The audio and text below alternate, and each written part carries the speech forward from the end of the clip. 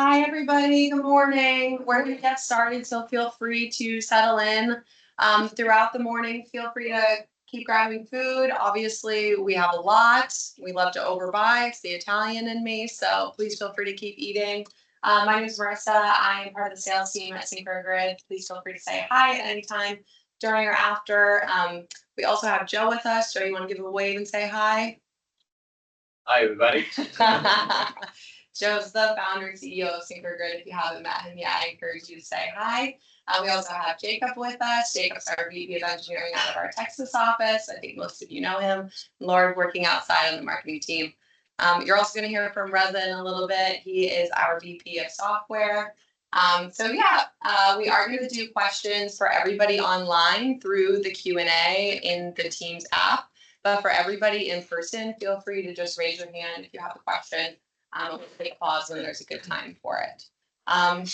With that, I'm going to pass it off to Luke. Feel free to do your own introduction. And if you need anything, please feel free to tap me or Laura at any time. We can give you a hand.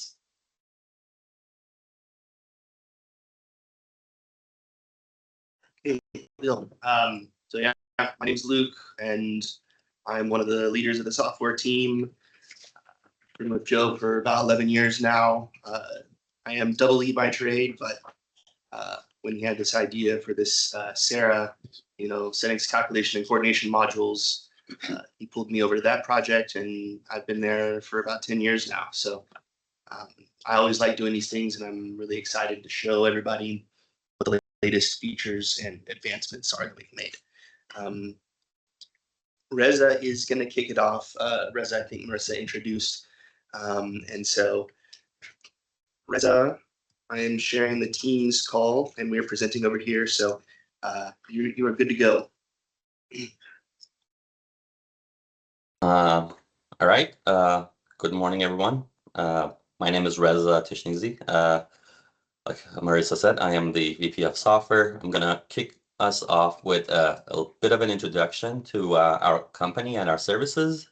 And then Luke will take over and demonstrate our wide area coordination solution that we have with now SARA software. Going to share my screen and get started.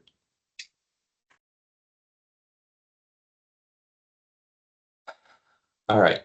So our company is a Texas-based company. We offer solutions for PNC, and we are headquartered in College Station. We have a regional office in Denver, and we have a workforce of about a bit over 50 people, consisting of electrical and software engineers. And we do have a wide range of electrical utilities across the U.S. That work with us, and we've been starting to reaching into the international clients. So I think we are growing steadily, and it's been a good few years for us. Our primary focus, of course, is system protection. We offer lots of services, including relay setting development, wide area coordination studies, and third-party review of relay settings. We offer protection and control design and drawings, as well as NERC compliance and reporting. Specifically, I want to mention PRC-027, which we are going to talk about today, and misoperation analysis and reporting. We do substation design and some other solutions and studies on a case-by-case basis, like SCADA solutions, arc flash studies, and feasibility solutions, as well as utility philosophy, standardization, and documentation. For our solutions, of course, if you have any questions, definitely reach out to Jacob, who's in the room, and he can tell you more about our services in more details. We are a technology-focused company. We believe in using technology to make the work that we have to do for system protection as the grid is getting bigger and more complex, automated, and make the work easier on the engineers. The goal that we have is to use technology to make the processes more efficient and more traceable. What makes us a unique company in this space is that we have a blend of power systems and computer science knowledge, which makes us capable of providing these unique technology solutions. From my team specifically, we offer relay setting development automation, wide area coordination automation. We offer relay linking, which we basically link your grid model into your relay setting database so that you can always have your latest settings data in your grid model. We offer database migration if you're changing your database infrastructure from one software to another software or different tools. We can assist you with that. And we've done customized standalone applications on a case-by-case basis when our clients ask us to write a automation solution for a very specific problem. We are capable, and we've done that those kind of work as well. Going to get into our automation services for PRC-027.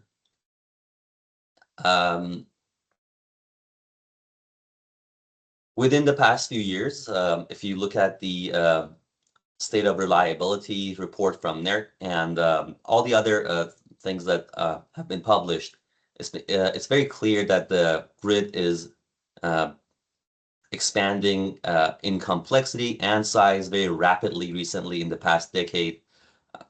So the workload is increasing on utilities, and adhering to NERC requirements are becoming more difficult and more time consuming as the grid is more complex.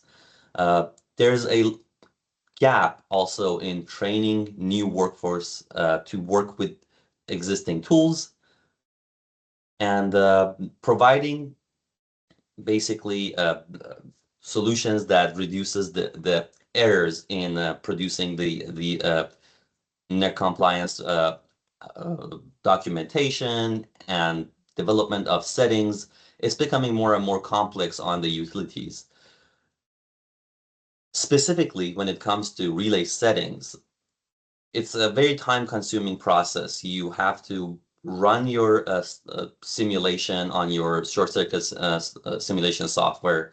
You have to grab data out of your simulation, put it into your calculation sheet, which it doesn't have any standardized tool across in the industry, across the utilities. Some people use Excel, some people use MathCAD.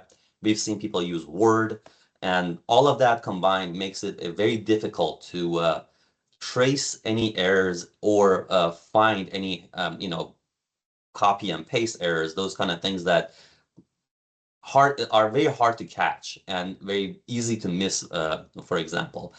And like we have, if you look at this screenshot here, there are like equations that are very convoluted. Deciphering them is difficult. Making sure that the values that are plugged in is also difficult, which is why basically our company have decided to focus on this PRC-027 solution that we have that Luke will show you. Before talking about the SARA software, I'm going to give a brief introduction to our relay linking service. This is something that Luke will show in his demonstration. The gist of the process is that you have a relay setting database and you have a short circuit model. And these things are disjoint. Typically, a utility produces their relay settings, and then they put that into the database. They have to export the settings from the database in order to deploy to field or to update the the short circuit model. This on its own provides an unfortunate opportunity for errors where settings are behind from what they are what their latest settings are, and it makes it also time consuming to grab the data from the database and put it in your model. We have developed a very robust algorithm where we map your relay settings to your short circuit model. It has a multi-stage mapping process. We start with regular expression transformation, where we shorten the strings via a variety of different methods to match the names that you have in your database with the names that are available in your short circuit model. We step that up with a fuzzy search algorithm where we find likelihood of matches between the relay names and in the database again on your model. And if those two fail, we do a topology analysis. We look into your grid model. We see what the neighboring relays. We look at the data in the database. We match more relays through that technique. And lastly, we do a recalculation of relay settings in your grid model and see if it matches with the settings that are in your database in order to find the right matching.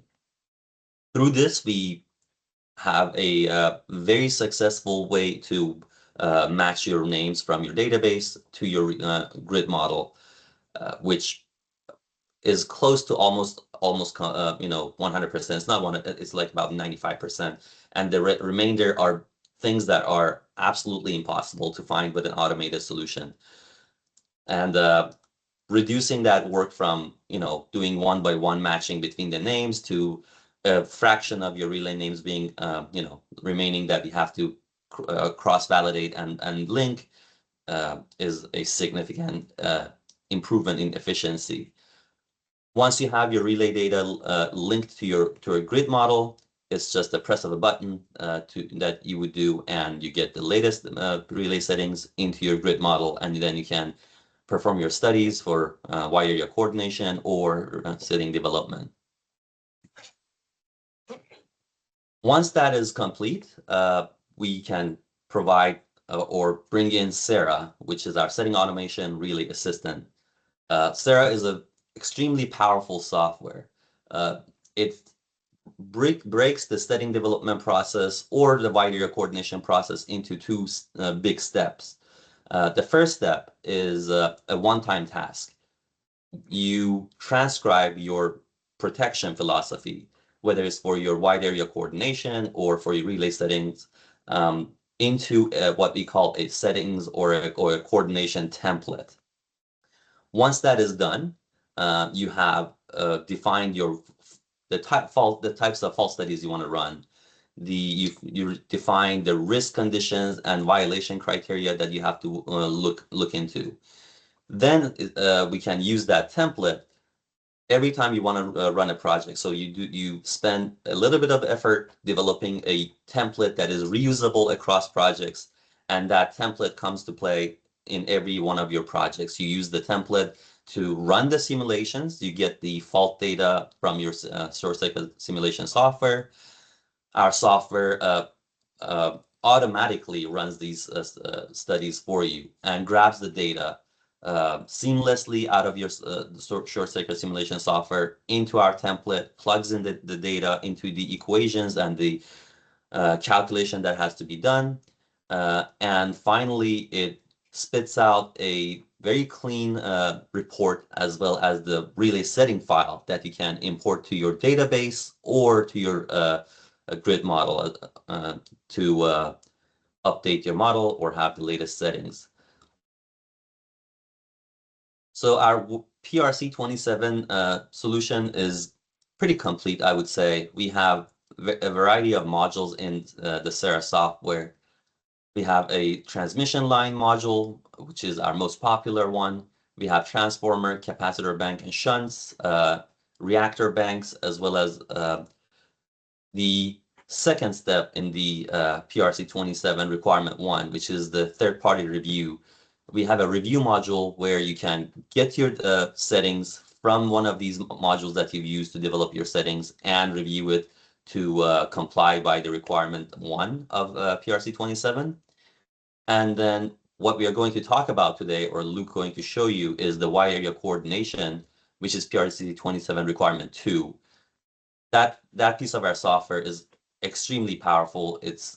I believe that the audience would like what they see. It significantly, in orders of magnitude, reduces the time that you have to spend doing these wide area coordination studies. I'm going to stop here and let Luke demo the software. But if you would like to, get your hands on SARA software, definitely reach out to the folks in the room, or you can scan this QR code, which we will provide to you later, to easily, get a message to us, and we'll reach back to you regarding the SARA software. If there are there's no questions currently, I think it's good for us to just jump into the demo.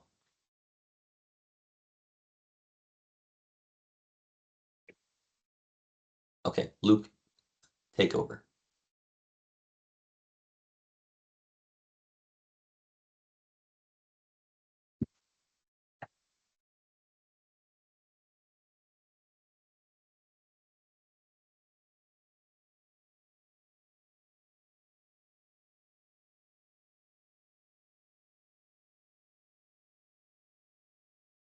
Okay, Reza, can you still hear me? Can you still hear me on the Teams chat?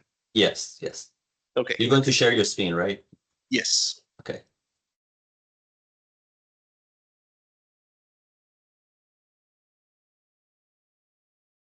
Alrighty, so we're just gonna jump right into it here. This is the SARA software. This is specifically the wide area coordination module. Like Reza touched on briefly, it's one of many modules that we have. We have several settings calculation modules. We have a review module, and then wide area coordination module is definitely our most beefy and most powerful.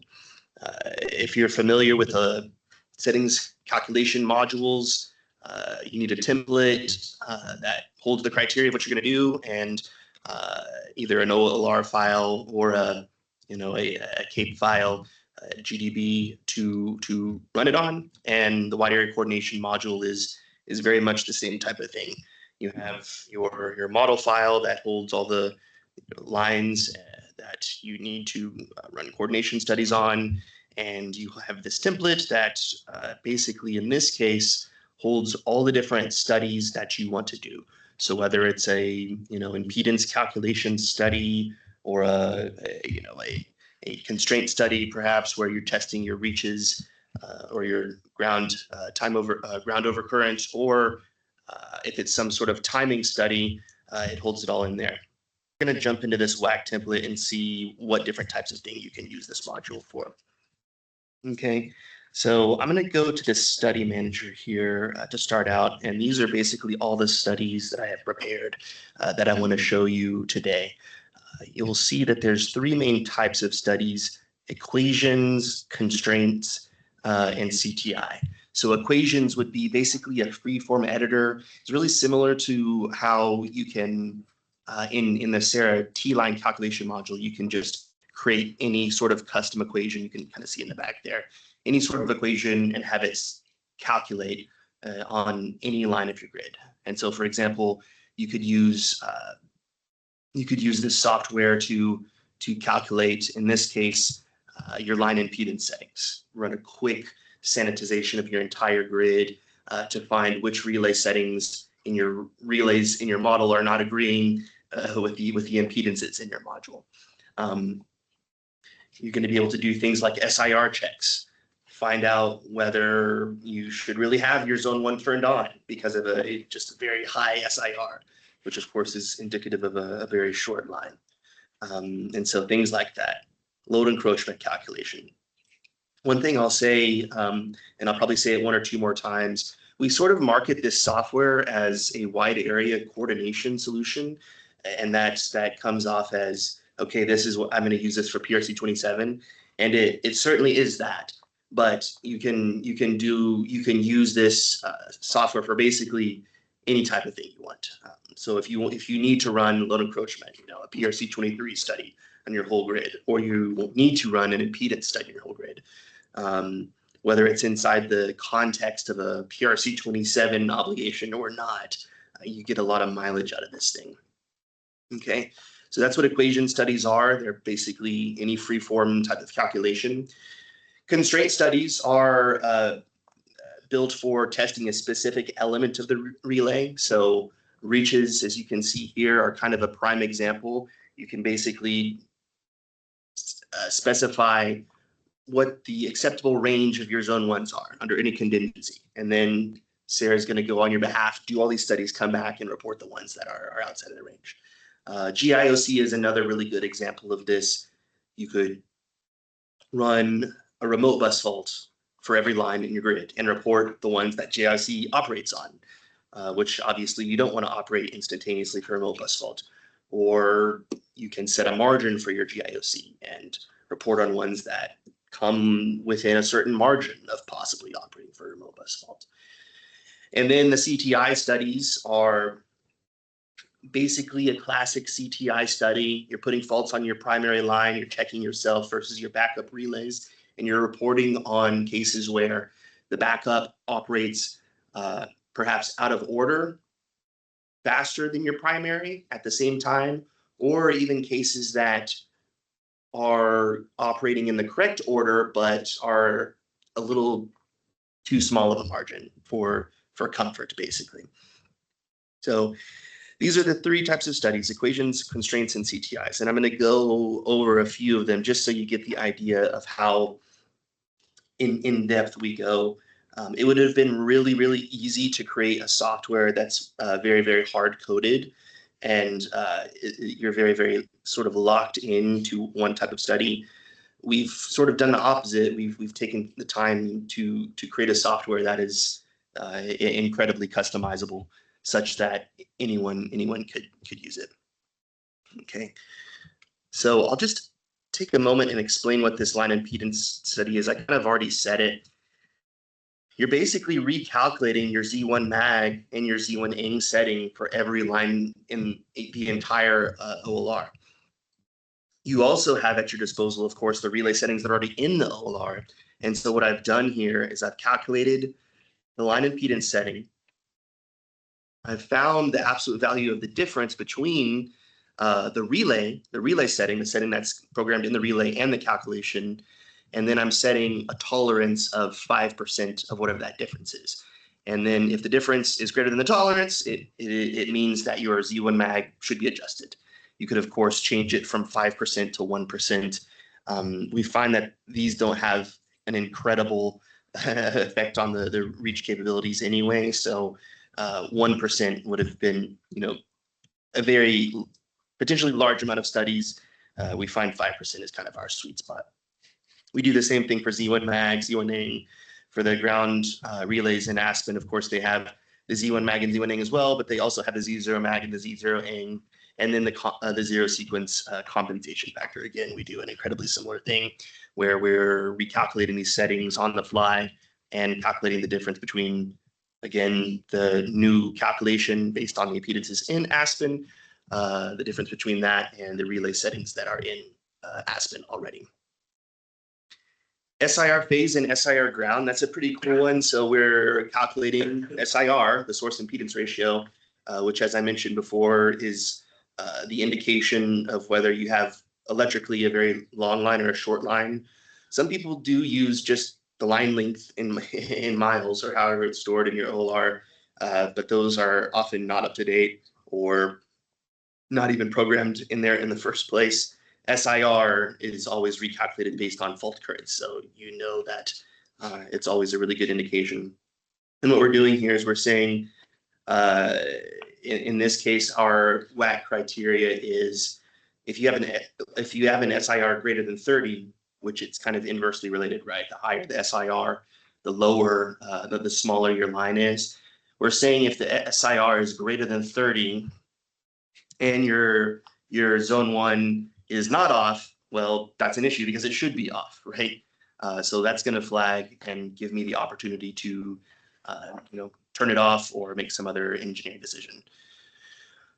SIR ground is the exact same thing, but for ground. Pilot over current ground, we typically like to include this one in the WAC study, in the full WAC study. That's kind of a simple, remote 50G2 over local 50G3, and you're testing that ratio against some margin. So these are all the equation studies that we're going to see today. We're getting into the constraint studies now. So the constraints allow you to specify a couple things. The direction, which is not really a thing for zone 1, right? But for zone 3 and 4, for example, whether your OLR has reverse zone 3 and a long forward zone 4, or a forward zone 3 and no zone 4, or a reverse tripping zone 3, and sometimes a forward, whatever crazy combination you could possibly have, you're going to be able to do as many studies as you need in here in order to cover every single base that you possibly have. So we'll start with zone 1. Again, ignore the direction, right? For zone 1, it's always forward. You're first enabled to specify a contingency regimen. I typically keep this one simple. I have some of my specific constraints I want to run under normal conditions.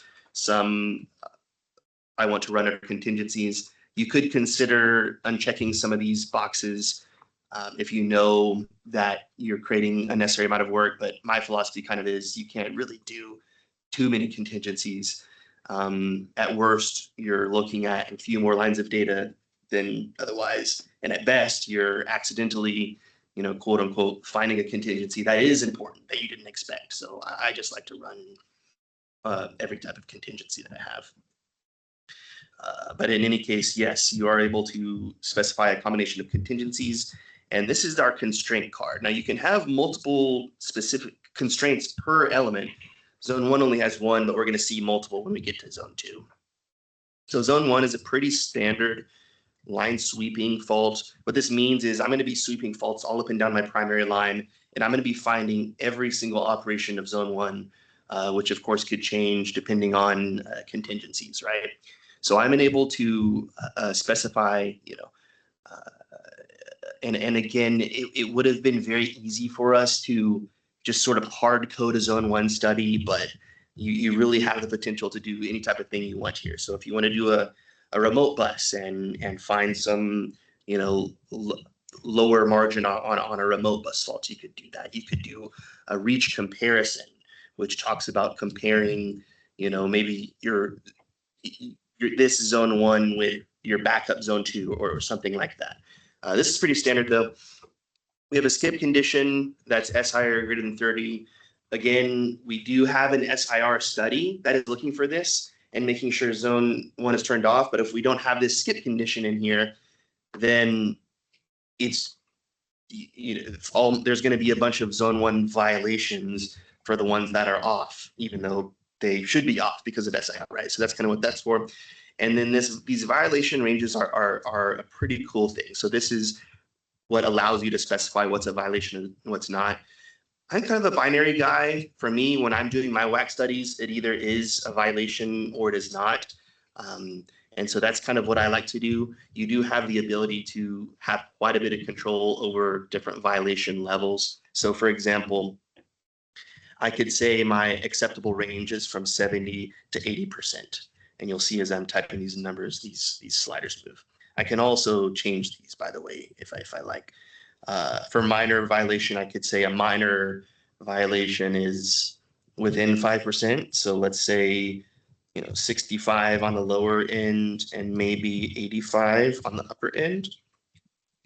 And then maybe moderate, I'll go pretty far down. I'll go maybe even to 40%. Well, maybe 50% is a moderate violation.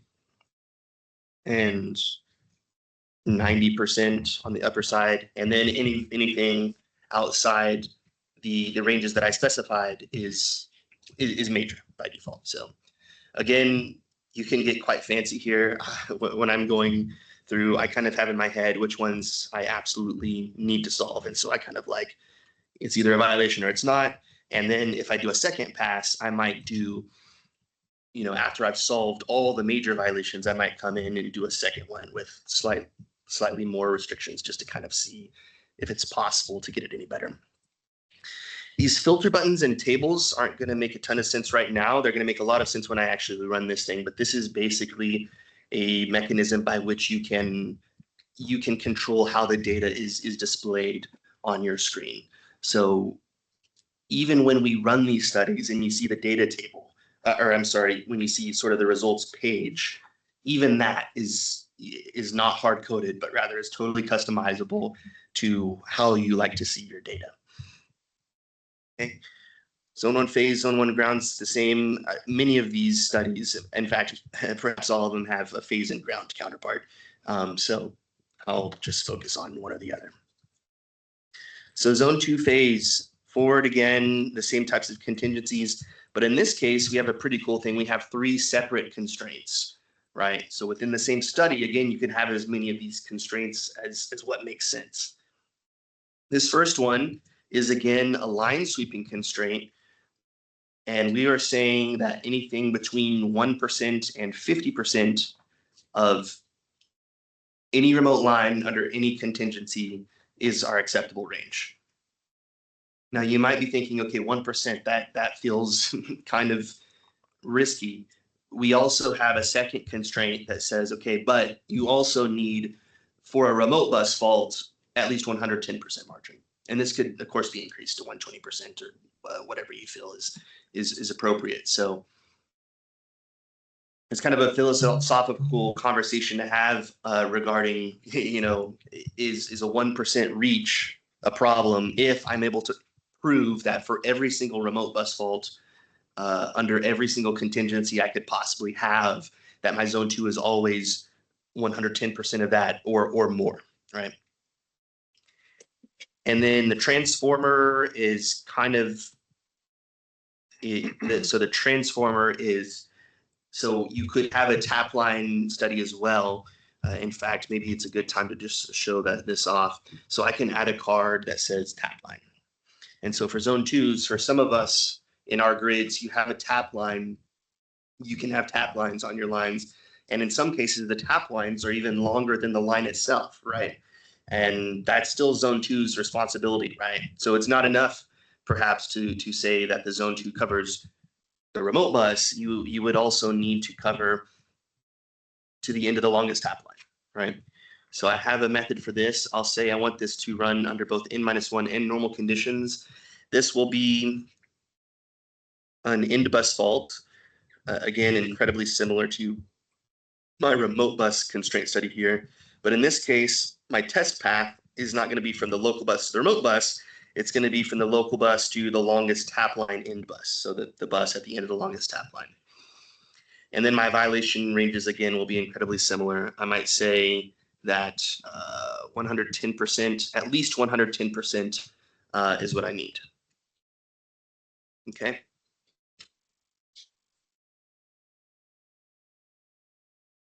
So that's just kind of a testament to how easy it is to just come in here and make a different type of constraint. Okay, so transformers, I can't remember if I just talked about this. This is basically sort of the opposite of tap line. You want to make sure you're not reaching into your nearest distribution transformer. You want the distribution transformer and distribution relay settings to take care of those faults. And so what we're saying here is we're putting an in-bus fault at the end of SDT for shortest distribution transformer, and 70% or less, meaning we're okay with the ratio of our setting to this impedance caused by this fault to be up to 70% anymore. And it's like, okay, no, we need to reduce our zone 2 where we're in danger of reaching into our transformer. Okay, moving along here.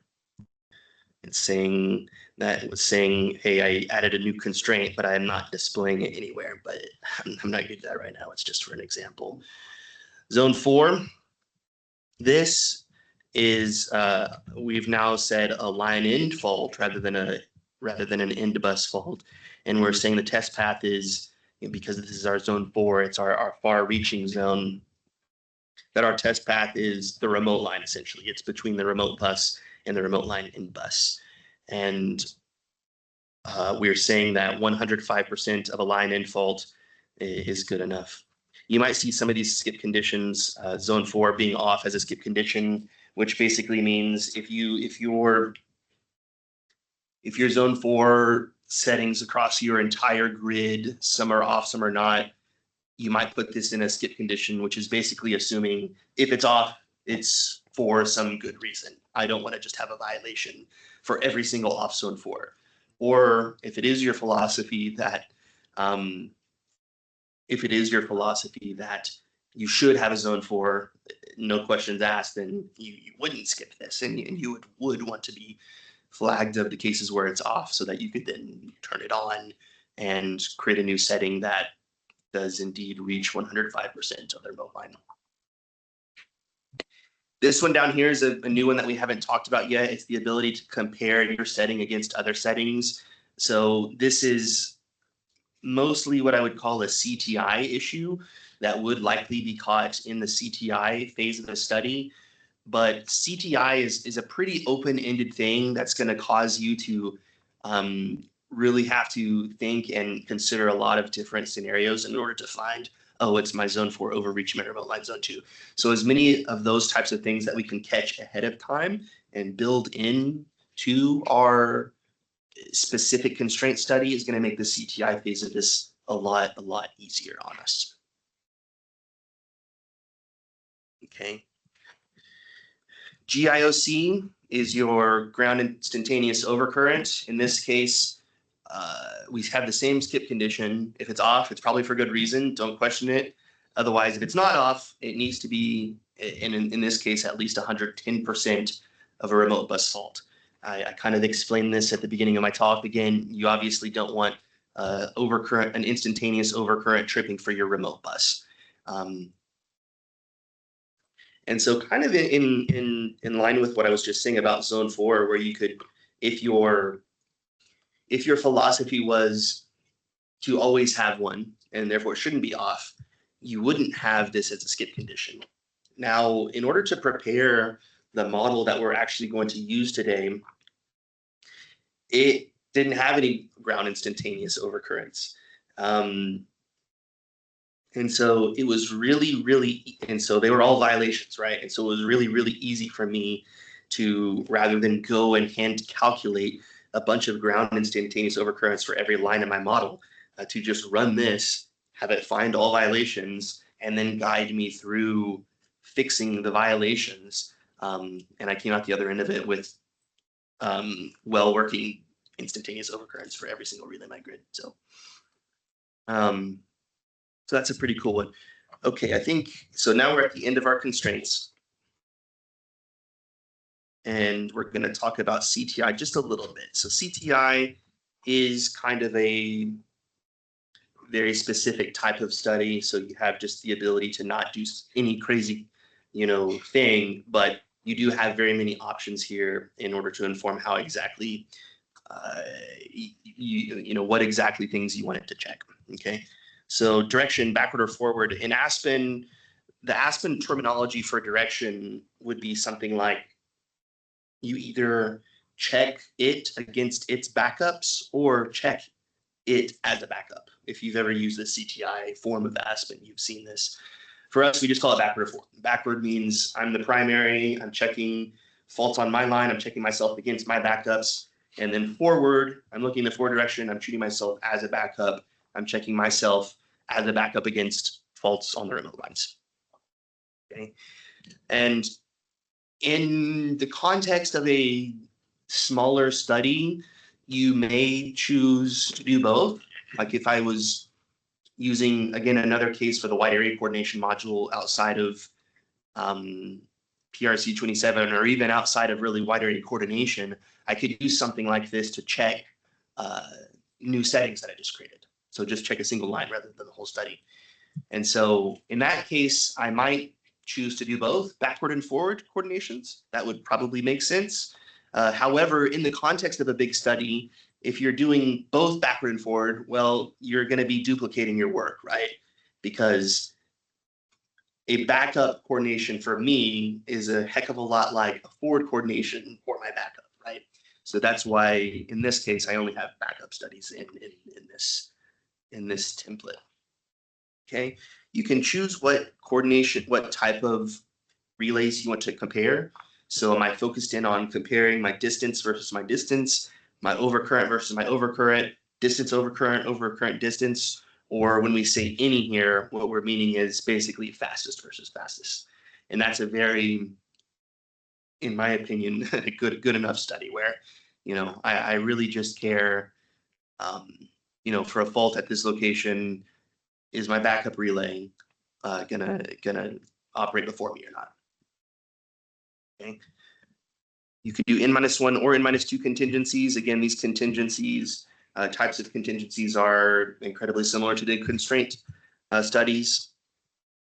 Skip condition is a pretty interesting one. So for example, if you have a relay in your model that's on a very short line that just doesn't have distance protection, SARA's not gonna, you know, SARA's just gonna basically do whatever you tell it to do, right? Because of the high degree of customization ability, we don't make a whole lot of assumptions. However, you can very easily build in whatever you need. And so, for example, some people for the skip condition will say, you know, if Z1MP equals off, and don't run my distance to distance. Now you would still want to run some CTI, so you would need to have some sort of maybe an any study here. But if you're doing lots of targeted studies, it might make sense to have some skip conditions like this. The other thing you can do is a coordination condition. So one study that I've seen quite a bit is you want to do basically an overcurrent to overcurrent study, but if your primary relay also has distance protection, then you're okay with falling back on that and falling back to distance protection. So you don't want a ton, you don't necessarily perhaps want a ton of time overcurrent versus time overcurrent violations. If you know, okay, but my zone one's gonna trip instantaneously, so all good. And so for that case, you could say ignore overcurrent to overcurrent if distance overcurrent exists. Distance being the primary, overcurrent being the backup. Okay. And then these three checkboxes are kind of very specific types of extra things that you could do. So the first one says, in addition to the faulted equipment, take above contingencies with reference to all tested equipment. So what that means is, by default, I'm going to take all these types of contingencies, sources, remotes, parallels, mutuals, with respect to the primary line. So if my primary line has a mutual, I'm going to take that one out of service. What this checkbox is saying, take it with reference to all tested equipment, meaning for my primary and my backup, now I'm going to take sources and remotes and parallels and mutuals of my backups as well. Again, like I mentioned earlier, my philosophy is you can't really do too many contingencies. Worst case, you're going to do one that doesn't really matter. And best case, you're going to uncover one that you didn't think of, but that you really needed. So I always check that box. The second one is require all combinations of the applicable primary and neighboring relays to have passing CTIs. What would catch this is, so if I'm doing a distance to distance, what this really means is the fastest distance relay versus the fastest distance relay. Now the phase distance in this case. Now we have two of them, right? We usually have, or perhaps we always have what I would call a secondary relay, which is the redundant relay at the same location. And so if there was some error in that relay, which caused the zone one to be deficient or something like that, it wouldn't be caught because you're doing the fastest DS versus the fastest DS. And in this case, the one that doesn't have the error, it operates and there's no big deal. So you would check this again to basically catch errors in the secondary relay. And then this third one is kind of an interesting one. It's a way to exclude. So we're going to be doing faults on transformers, but this would be saying, okay, but I don't want the test faults on my locating system. So it allows you to put a threshold KV here, and then anything below that threshold is just gonna skip those faults.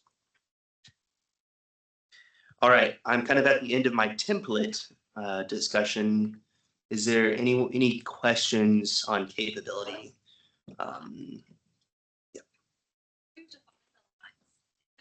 Yeah.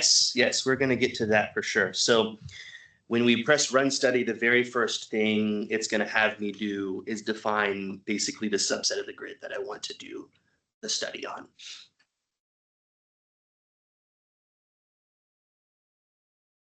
Sure. Your selection criteria incompatible with the PRC standards. Would the software give us an error message or like an alert message? If you do find a violation, Yeah. Yes. Yeah. We're gonna get to that soon. So this has just been template. The whole last half of this class, probably an hour, is gonna be all about running it, finding what it looks like when it finds a violation, and it's actually gonna go a step further. It's gonna aid you in solving the violations and print a report. Not to spoil it, but print the report that is just ready to go for the audit. So, all right. So yeah, we're definitely gonna go over that. And I have a pretty interesting case that I'd like to share. Look, we also have a Yep. question online.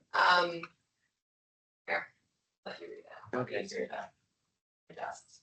I'm reading it out loud for everybody too. Is there a way to check elements that may be supervised with non-standard directional supervision? 51G, 16G supervised by Z1, Z2 to create a closed zone for an overcurrent using cells protection logic or GE's flex logic. So basically, what I would say to that is we are limited by what is in ASPEN.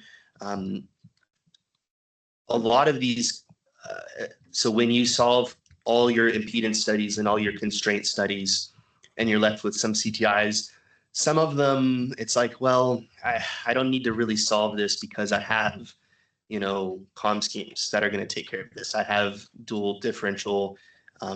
We're talking about, in -5 contingency before my time overcurrents are the next thing in line. And so, but yes, so we are limited as of right now to what types of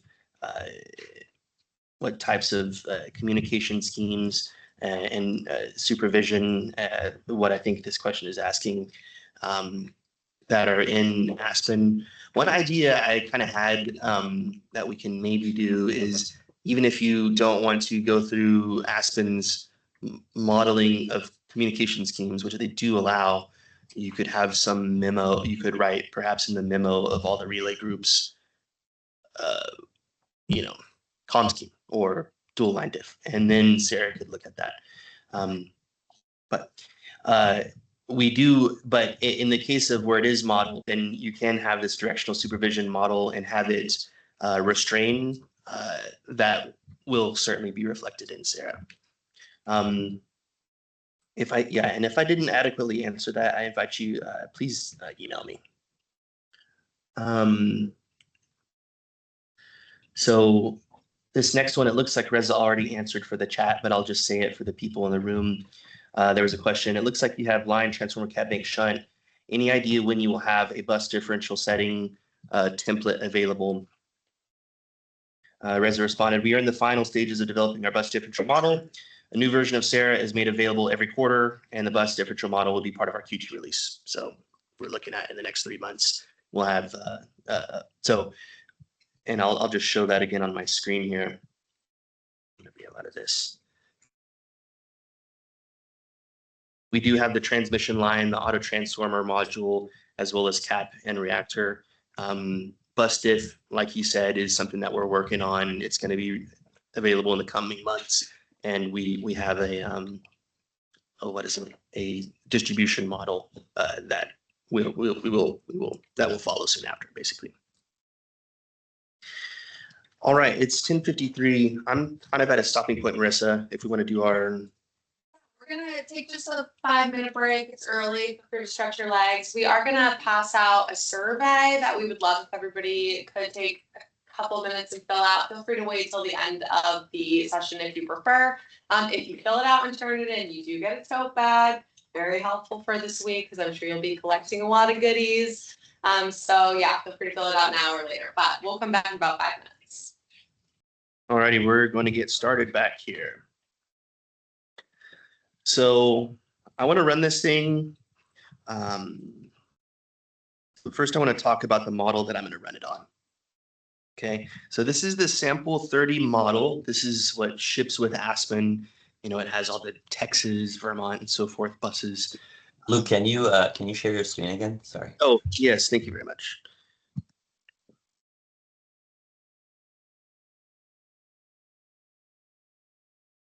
Survey. Thank you so much.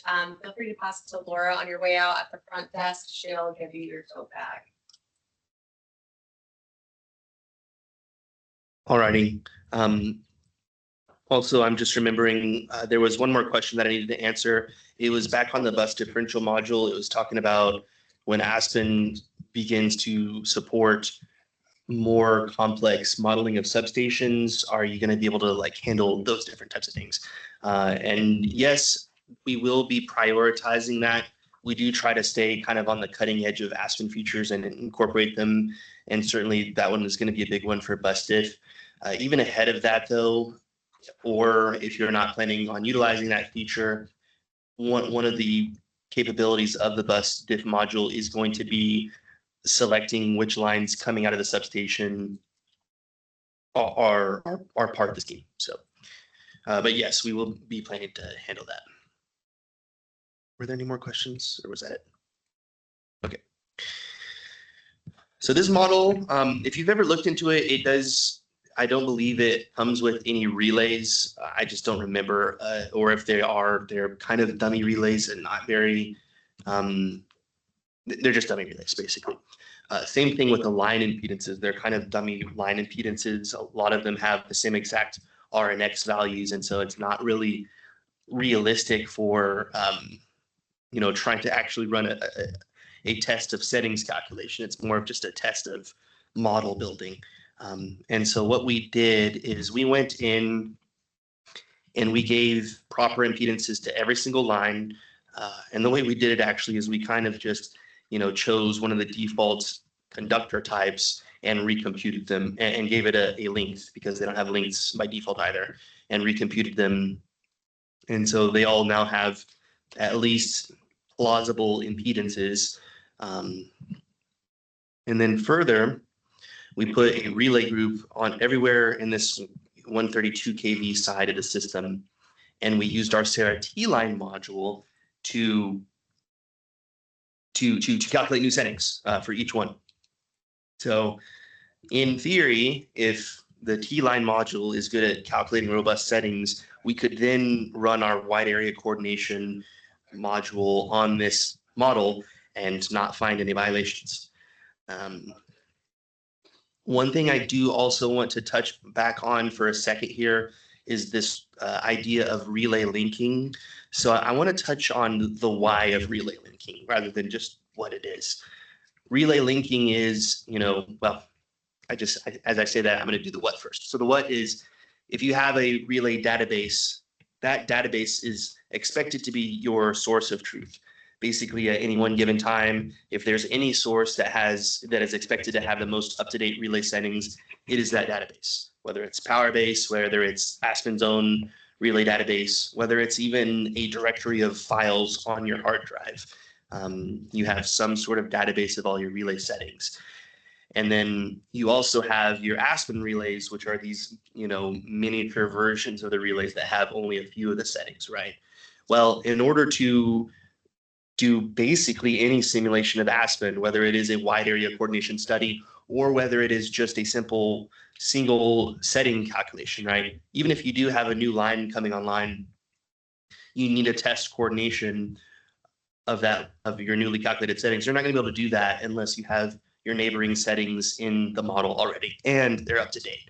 And so the whole purpose of relay linking is I can come up here to my relay data link dashboard and see all the relays that I have linked from this model, which is something that I did, model to, in this case, PowerBase, and I can retrieve them all in one shot. So it's feasible to upload relays every single time you do a line settings project. I would argue that it is not feasible to do a wide, depending on your grid size, I suppose, to do a wide area coordination model, a wide area coordination project, and beforehand, track down every single relay in your entire system and import that to Aspen. So that's the really good thing about relay linking. And then what Reza was saying in the PowerPoint in the beginning is there's a few problems with attempting to do relay linking, the process of relay linking manually. The first one I would say is it is prohibitively time consuming. You probably don't have, depending on if you're a bigger utility, you just don't have the time or resources to set aside a team for 6 months to accomplish this. The second thing is, even if you did, and one of the reasons actually why it would take so long is depending on whether the model and the database were set up by 2 different people, which is probably the case, your Aspen bus names, which are limited, I think, by 12 characters, may not precisely match your substation names as defined in your database. So even an engineer that works at that utility isn't going to necessarily perhaps find the matches very, very quickly.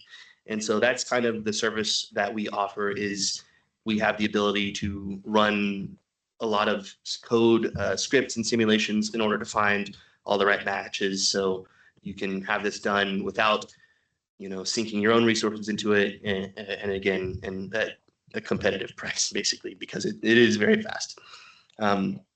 So this, this was part of the setup of this too, is we calculated the settings. We didn't just put them in the model and call it done.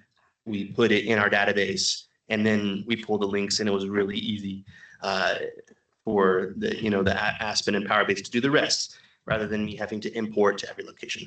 So that's a pretty cool deal.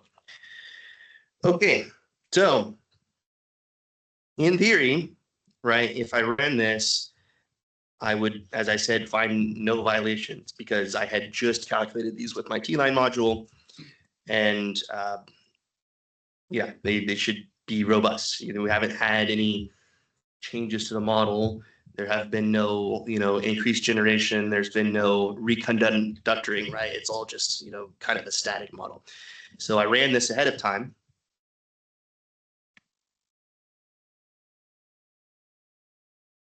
Sure. Let me come back to that, because we are going to run it. I was going to make a joke and say, all right, I'm done. Any questions? But we are, this is feeling awfully rehearsed, right? So I want to do something kind of interesting. What I'm going to do, so this indeed is us running the model, and there are no violations. Okay, not as impressive yet. So I want to play a little game here. So I have this Excel spreadsheet, and it's going to tell me, it's going to pick a random line and tell me to change the impedance to kind of simulate a reconductoring, or perhaps a, whatever the case may be, whatever is causing your system to change, whether it's reconductored lines over time, or if there are new generation sources coming online. So I'm going to click this, and it's telling me to change Texas to Vermont to 31 miles. So I'm going to do that. Texas to Vermont is this one right here. Whoops. It's already 35 miles. That's not different enough for me. Let's do 20 miles. How about that? And so I'm going to, again, recompute from the table, and that's going to simulate basically a reconductor line with a less impedance of a conductor, right? So I did that once. I'm going to probably do it one more time. I was thinking about doing it 3 times, but when it comes to solving these issues, it just gets a little repetitive. That's the only difference. So I'm going to do it one more time here. Nevada to Ohio, 12 miles. So this one right here. Okay, this is quite a difference. 55 coming down to 12 miles. So recompute, press OK. We're now going to save this.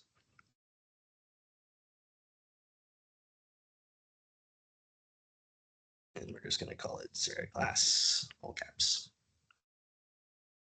Okay, so what are the types of issues we're expecting to see here? We're expecting to see, that's my stomach grumbling. We're expecting to see, you know, especially for the one where 50 miles became 12 miles.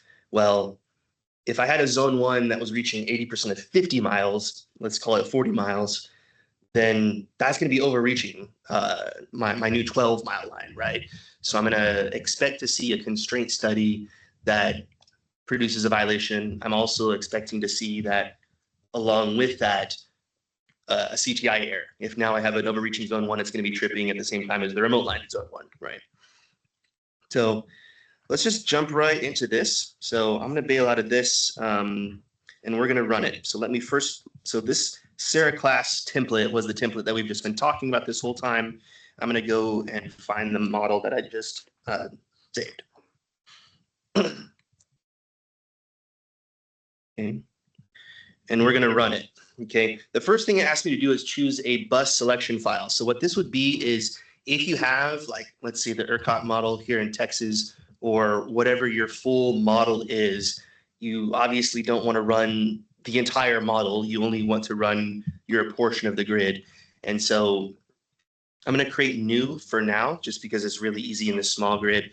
But this form allows you to basically slice and dice it down to the subset that you want to study, whether it is your full grid, like your utility full grid, or whether it is you know, a subset of even your own grid.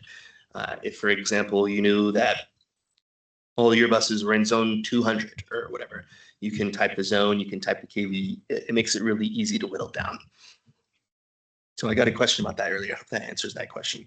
For now, because this is the sample model, I'm just going to, we're doing the entire 132 kV lines, right? So, and again, the bus selection file, if whittling down the actual buses that I want to do is a lot of steps and a lot of different filters, maybe I don't want to have to define that every single time. I could save that file. That way, next time I want to run it, I can just load that back up. I don't have to reselect all my buses and all my terminals. Okay. So we'll go next here. So this is this page is basically all the studies in my template. I'm enabled to only do a subset of those, but we're going to go ahead and do them all. And this is asking me where I want to save this. So again, I'll go ahead and do SARA class to correspond with the OLR. Now we are going to run this live, so you're going to get the idea of how long it takes to run on, in this case, 17 studies, full of contingencies, 26 lines per study. So this is just going to take about a minute or two. That was 10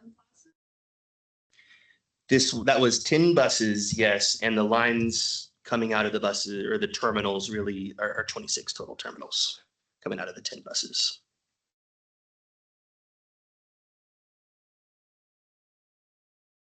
Okay, so it ran the impedance studies first. Obviously, we're expecting that we're going to have some studies flag as violation for Z1 mag and Z1A now that we have totally different impedances for those lines. Are you running all the studies, Luke, or? Yes. Right, yeah, that's, yeah. Realistically, you might want to do this separately, right? It just depends what they want to do. Right? So. I like to do all the studies at once because one of the really cool things about this is kind of one of the $1 million questions when you get into solving these studies is, okay, it feels like I fixed this zone 1 in isolation, but how do I know I didn't break like 10 other things? And one of the cool features of this is it's going to be constantly rechecking the system to make sure everything in your dashboard that you're going to see in a second here is live and up to date. So you can do whatever you want. That's correct. You could do an impedance study, solve all those, put all the new settings in your Aspen, rerun it, and then you could do a zone 1 and zone 2 study, solve all those, put it in your Aspen model, rerun it. Or you can do it all at the same time. And I will, even though I'm doing them all at the same time, I'm going to be solving them in order of study, right? Not in order of line. And that's kind of one of the beautiful things about it is when you're trying to do a WAC study, I get, what do I want to call it, the manual way, just kind of with Aspen and some of the tools that you have available to it. It can be very, very hard to just keep track of what you're doing and what you've changed and what has changed and what's going to change. With SARA, you just don't need to do that because it keeps track of everything that's going on for you.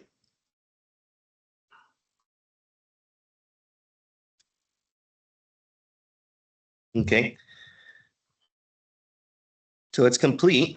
So let's open the dashboard and see whether we still have 0 violations or not. Okay, we have 58 major issues. So let's look on the sidebar here. And so maybe I should point out a little bit about this screen. This is what we call the WAC dashboard. It has basically all of the studies that it ran. The violations, yes, but as well as the acceptable issues too, because we're going to want to create reports for all of these things, right? When the audit comes around, you got to give a report to the ones that did work too, not just the ones that you made a change to. Everything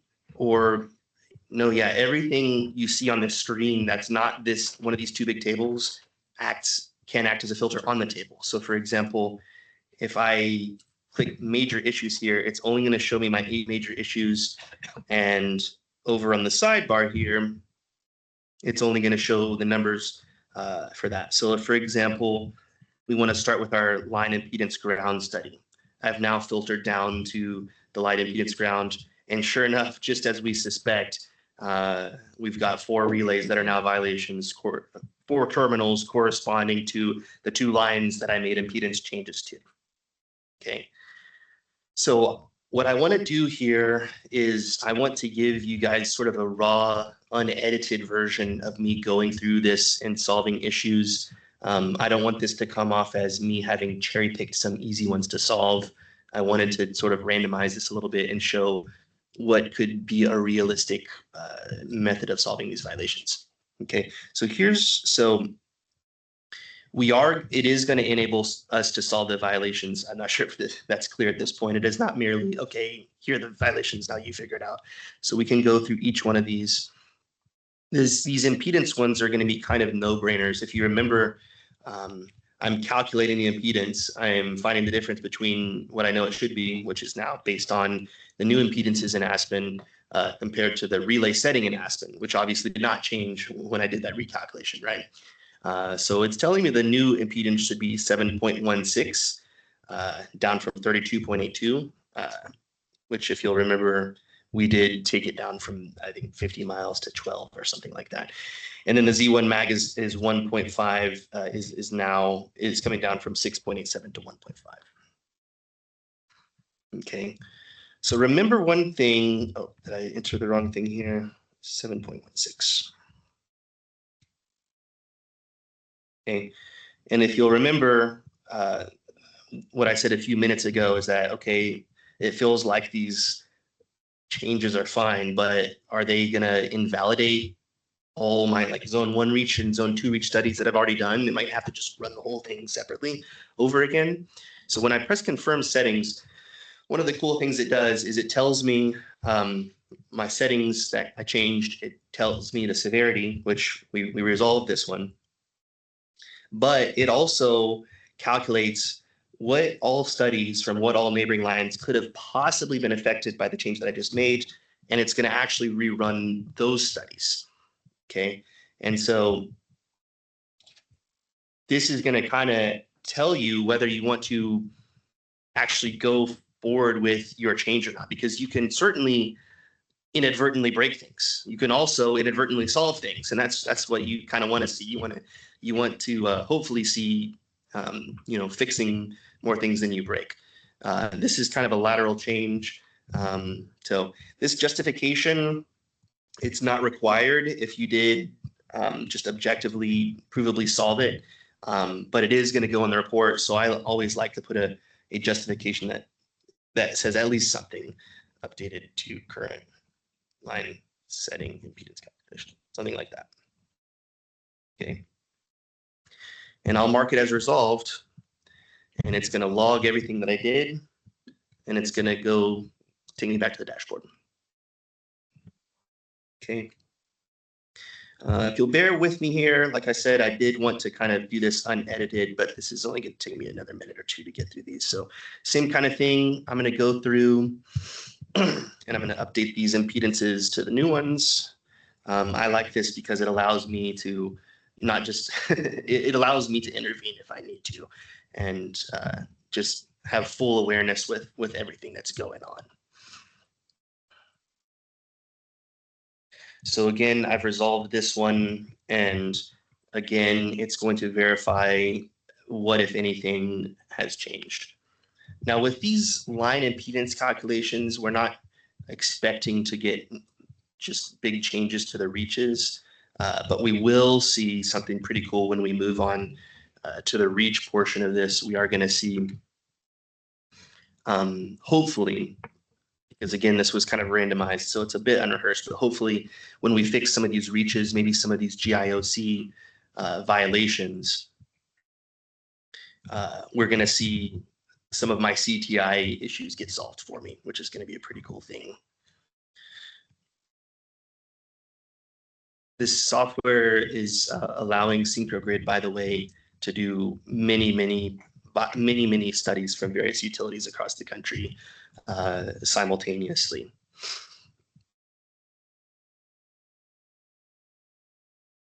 Okay. And I think, do I have just one more? I do have ground and phase studies. The phase studies are going to turn out to be incredibly similar to the ground studies, except for the ground studies can have a bit more deviation and reach and ranges of operation due to their contingencies. And so my plan here is to go through and solve just the ground ones. And we can, imagine that if I'm able to solve the ground ones, the phase ones will be able to easily be solved as well. Okay, so here's my last impedance study. Again, we'll go ahead and confirm the changes.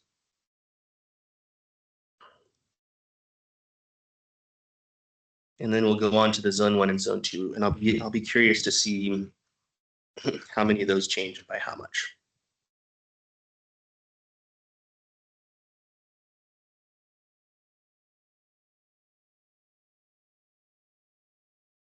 Okay, so that was my last line impedance one. Looks like we have 4 zone 1 grounds, and I'll go ahead and put the zone 2s in my filter as well. So as expected, because we shortened both those lines, which sometimes during my rehearsals of doing this sort of exercise, the lines got bigger and you needed to increase your zone 1. In this case, we have some zone 1s overreaching, and we have many more zone 2s overreaching. Okay, my zone 1s are obviously attached to the 4 terminals that I changed, but the zone 2s, that could be any source line that's attached to the terminal that I changed. So let's look at what a reach study looks like. Okay, so remember how I said the filter buttons and the tables and the templates aren't going to make a bunch of sense right in this second, because it's more about how the data is visualized. That's kind of what's going on here. These are our filter buttons. They act as filters on the table, and this is the table itself that shows the data. And this is my current range of operation. And you can see the little blue area, which corresponds to what I had in the template, right? And so what this is saying, what this means, 110% to 225%, means that across these 2 remote lines, which you don't even want, obviously, your zone 1 to hit a remote line, across those 2 remote lines, across the different contingencies of the different remote lines, that's where my zone 1 is operating. Now, a pretty cool thing here, these sliders, as you can perhaps infer, I can actually drag these. And so depending on which one I drag the the maximum slider here. I can drag this to maybe 80%.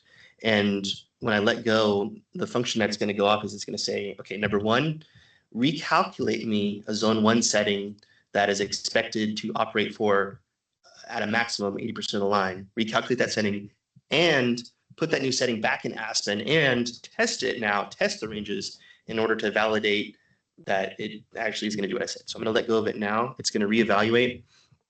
And as you can see, we hit right at 79%. So, and you can see my zone 1 most circle is really big compared to my line, and that it's now quite small. And we can see now, okay, yes, Ohio, which is the remote bus, I'm only reaching 79% of that across every contingency. So we're going to call this good. Now, here's the case where, again, because I've changed to zone 1 ground, I'm hoping that some of these affected studies get better rather than worse. Okay, so my CTIs, this 0.33, the 0.33 basically means it's in seconds. It means a 20 cycle CTI, which is about what we would consider acceptable, right? CTI 20 cycles means my backup is operating 20 cycles after my primary, which of course corresponds to zone 2 operating, at the same time as a zone 1. I do have something cool here going on though, as I can see it. I had negative 20 cycles, which basically means the backup is operating 20 cycles before the primary. And now I haven't quite gotten it to the 0.33 that I wanted, but at least I've taken that bad case out. And now we're at a 0 CTI. Again, we will want to make some changes later to get this up to 0.33. This num issues tab by the column, by the way, basically number of issues across all the different faults that were studied, contingencies, locations, etc. 132 isn't expected to make a bunch of sense to you, but you can kind of get the idea over time of using this, that if I went down from 132 individual violating cases to 36, that's a pretty good save. Okay, so for my justification, I'll say reduce zone 1 to max 80%, something like that. Okay, and I'll mark it as resolved. Okay, we'll go down the line here. Let's look at what our other zone 1s look like. Okay, I think it's going to be a kind of a similar thing, 5.5. Does anyone remember what it was before? 1.2 was it? So some of these, they are both relays at the same or it's not the same location. It's on the other side of the line looking back, but because it's 80% of the same line, you would consider just updating it to make sure they exactly match. You could, of course, do either one. You can drag the slider, you can edit this, and then you can use these arrows to go up or down, which is, I do all of those things depending on the situation. Okay, so here's something that can happen, right? So in this case, I went in the opposite direction that I want to. I did have a passing CTI, but now I'm violating. And so if I had marked this as resolved, I'm going to add to my list that I'm wanting to go down rather than up. But it's a thing that can happen. And in the case of zone 1, obviously I can't, it's not really one I can compromise on, right? I can't just say, okay, well, fine, have an overreaching zone 1 with a time delay. There's going to be a better way to solve this. I just don't exactly know what at this point in time. And as you can see, we did get one little save there. Okay. These ones don't look quite as bad, but they're still overreaching by a good bit. So again, I'll try to get it at max 80%. 2. Sometimes due to rounding, it'll do 79 or 80, and so you can use these up buttons or if you prefer. So we're going to call that one good.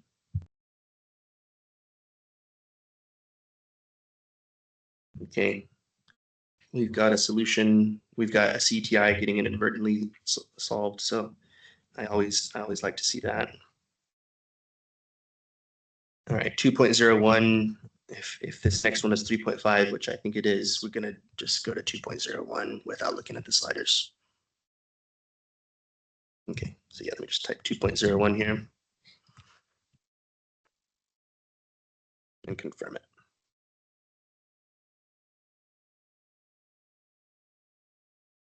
Okay, looks like lateral changes here. That's fine. As long as I don't break things, I won't question it. You could have actually seen, I just saw it out of the corner of my eyes right as I clicked away, even though it was zero, the one case was 0 CTI and the updated version was also 0 CTI. You could see the num issues that go down from like 80 to 20. So that'll make that able to be solved a lot easier. Okay, real quick, I want to just see, so I'm at 15 ground CTI issues across the distance to distance and the distance to overcurrent. And I do have actually 5 GIOC issues. I was hoping I would see some GIOC issues. So let's press along with these zone 2s. I want to get through at least some of these. And I'm hopeful that this is interesting to you guys to just see what it actually looks like to use this software rather than some sugar-coated version. So it looks like I'm just overreaching a little bit more than 50%. 55% is pretty safe. I mean, if you're considering that your zone 1s are in the 70 to 80% range, it's almost not worth changing, but I will go ahead and change it as long as I can't make it weaker in any other cases. And you can see right here, I have a 203 margin on the remote bus fault, so I'm pretty good for the time being. So let's go down to 50%. It got us a setting. And again, for just like I said, for zone 1, there's a lot going on behind the scenes here. We're mathematically calculating a new setting that should hit these ranges that we're going for, but we're also testing it. We're also putting it temporarily back into Aspen and then doing a full sweeping fault to find it. And even though I dragged this reach constraint up here, it found the new setting based on the new reach, but it tested it on all 3 of my constraints. So 4.26 appears to be a good one. We'll click next here. Let's see. And so, yeah, again, it's a difference between 53% reach and 49% reach. I'm not expecting to see a bunch of CTI inadvertent resolutions here.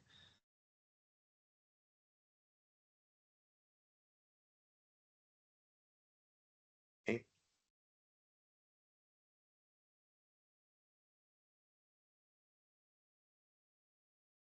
I might actually, in order to skip around here, like 2561, I'm going to assume that that one's good. Let me skip over that one.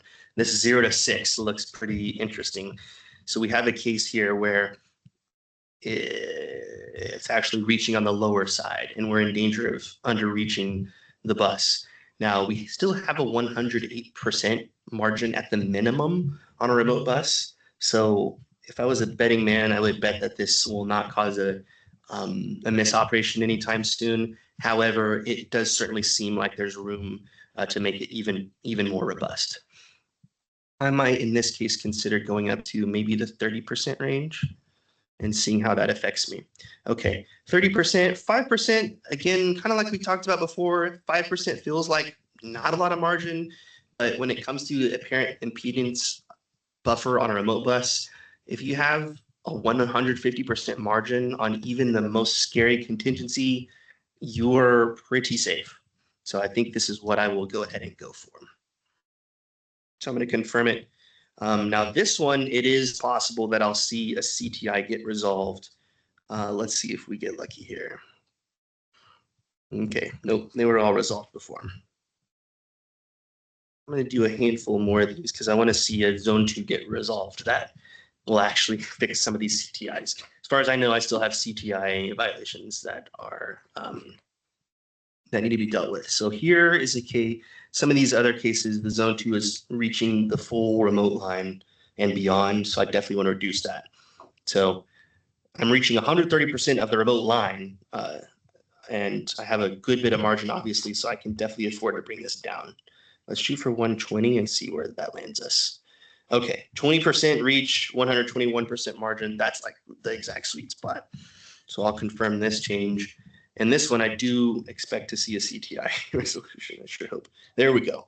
So here's one where the timing was off because we had such a long zone 2. We were overlapping. Now we don't anymore.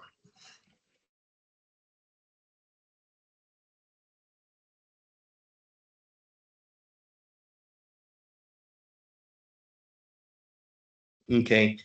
Maybe I'll go ahead and in my head I was going to do all of these, but it's getting a little repetitive, and I think you guys get the idea. When we go down the line of the reaches, you'll see I was at 15 CTI. I'm at 14 now. I do want to do a GIOC resolution, so let's look at some of these. Okay, so cool. So we do have some GIOCs that are at a 40% margin on a remote bus. And this one is kind of backwards, so let me try and explain it. Basically, this is your pickup setting, right? And so if you're at 40% pickup for a remote bus fault, you're going to operate, right? Because it's higher than the pickup. So where we want to be is over 120% on all of these, and we're just not. So these ones turn out to be pretty easy to resolve just because your instantaneous element is already kind of your backup, protection, and you're mainly looking for a lot of times close-in faults or faults right there. So even if I do increase a pickup very high to where it's only has an operation range of around 30 or 40% of your primary line, those are the faults you're trying to catch anyways. So I'm going to drag this up to the 100, let's say 10% area. A little higher until I have all checks. And now I'm going to confirm changes, and I would bet that some CTI issues get resolved since I was operating instantaneously for a remote bus fault. Okay, and there we have it. What does infinity mean, by the way, in the context of CTI? Like I went from a 0 CTI to infinity, and it's calling that resolved. Is that a good thing? Sorry.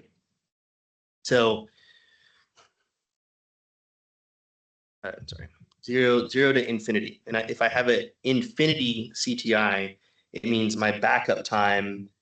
CTI is defined as what? Is my backup time minus my operation time, my primary operation time. Infinity would mean that the backup was so much longer. It really means the backup didn't respond. It means the backup didn't respond at all. So we capture that phenomenon by saying infinite time, infinite minus whatever this is, probably 0 or 20 is still infinity. It's a separate discussion whether or not you want your backup to operate at all for a remote bus fault on the primary line. But in the context of this CTI study, it's not a violation, right?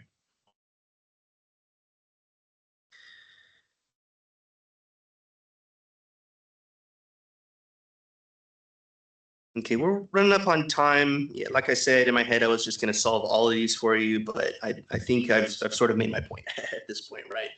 It's a very straightforward method to resolving your issues, and yeah.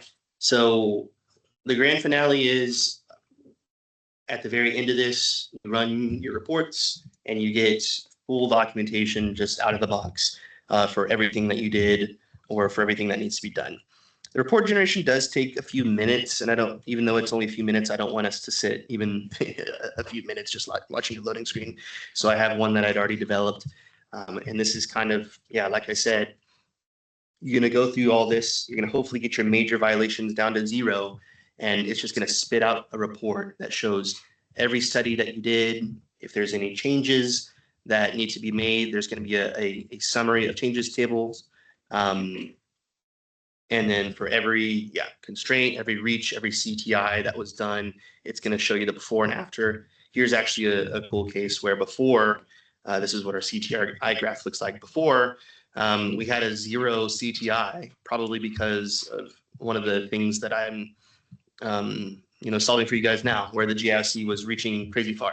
And after having fixed this relay, we now have the proper CTI. And so it's going to show all the CTI graphs for all the different cases that were ran.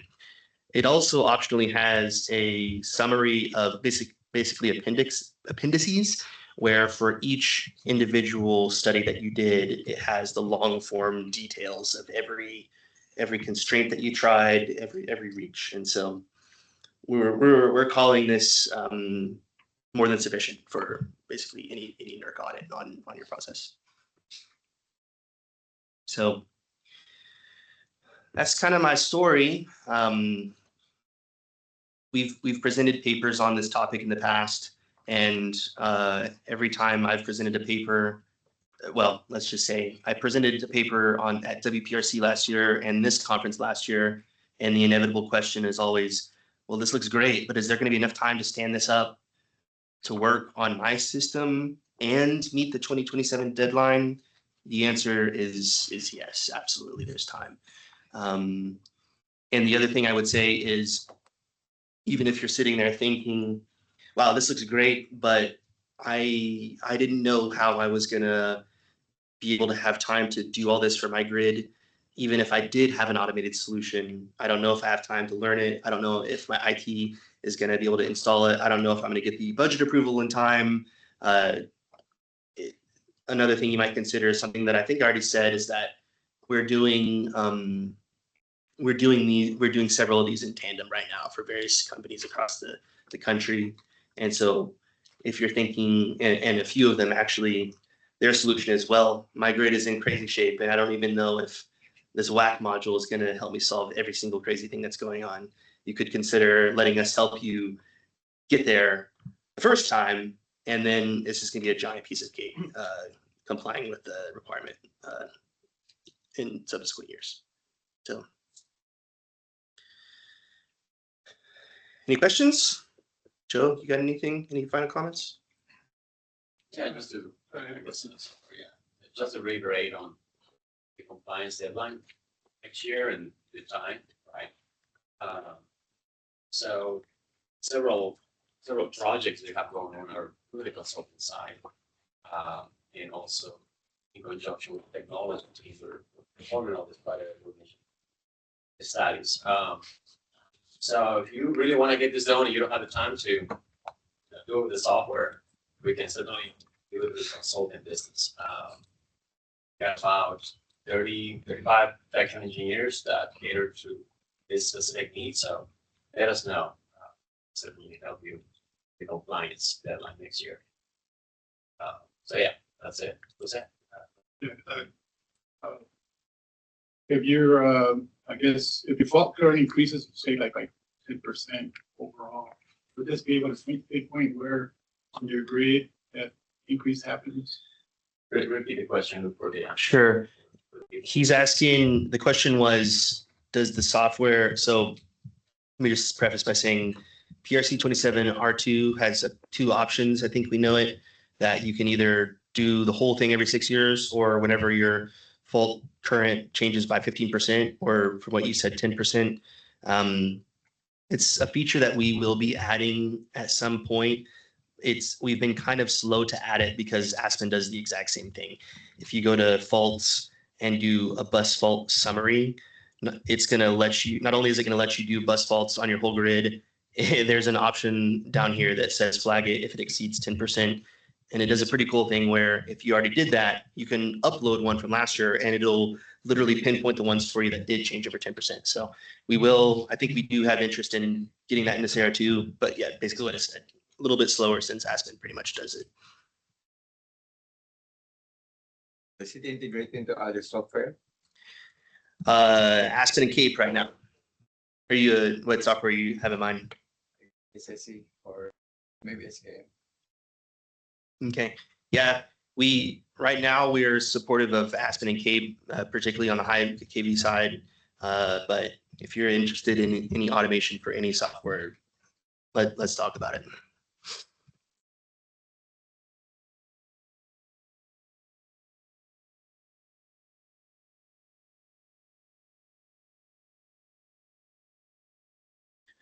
All right.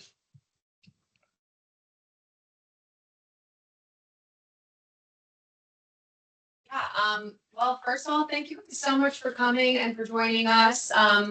It's an early morning, starting off the conference week, so we definitely appreciate you guys taking the time to come out. SynchroGrid is actually looking to extend what we did today into a webinar series. So you may see some emails from us in the future about future online webinars that we'll do. One of the questions on the survey is if you guys have any preferences or topics you'd like us to cover, we'd love to hear about it because we'd love to get engaged and see you guys more, even if it's virtually in the future.